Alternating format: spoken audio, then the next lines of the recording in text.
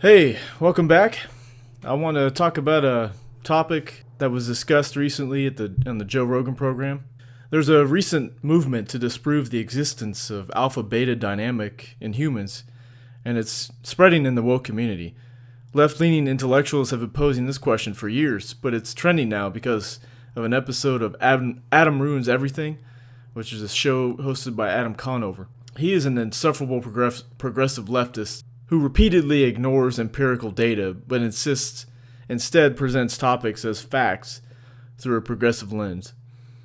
When he was on Joe Rogan last week discussing the topic, he again insisted to Joe the hierarchy that exists in our ancestors, the chimpanzees, and most species in the animal kingdom does not exist in humans. He even went as far as saying the current trend to disprove this fact is not political.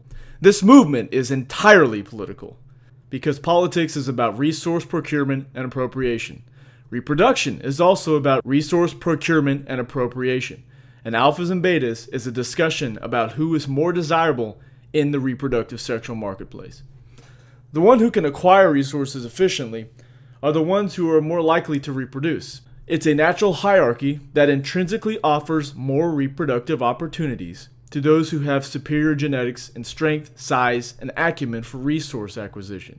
Those who deny the science of evolutionary biology in regards to human reproduction and attraction, like this blonde-haired cuck Adam, are usually betas because it is the only way for them to reproduce, by stealthy means. They can't outperform or outmuscle an alpha, so they use deceptive tactics. Alphas usually live by a code of honor in species that operate in cooperative in-groups. The more complex that species, the more complex that code is.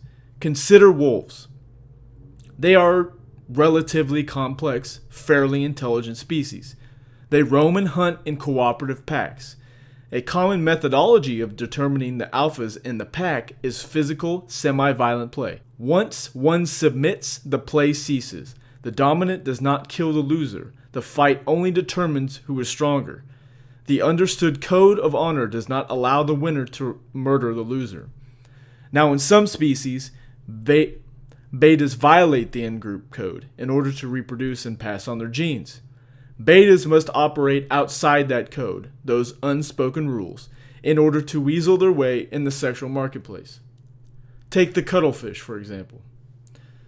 The alpha males battle for the right to mate with the females, who reside in the ocean floor.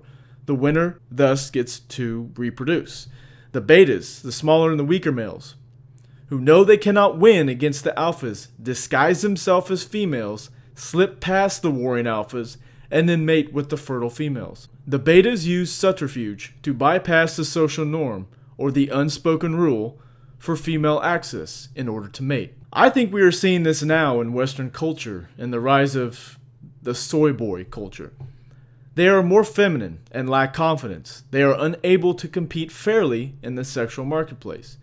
They are your nerds, your male feminists. They're usually skinnier, shorter, they are less confident, and socially they are very inept. So, they use alternative tactics, such as feigning support for feminism and women's rights, spreading propaganda supporting the claims of toxic masculinity, and infiltrating women's spaces by acting nice. It is at this point they attempt to hook up with women. Therefore, they are avoiding the code of honor, or those unspoken rules of courting a woman to compete in the sexual marketplace.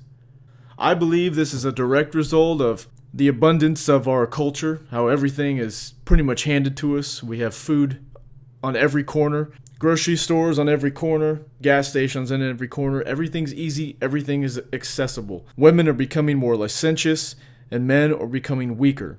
And in my opinion, I think the only way for this to stop is for an economic collapse to occur. Once the West runs out of money and devalues their currency, the euro, the dollar, to the point where inflation reaches Weimar Republic numbers, it is then when the economic collapse will occur and men will have to become stronger or die, essentially. And women will have to come back to the true alpha males, the responsible, resource-providing ones.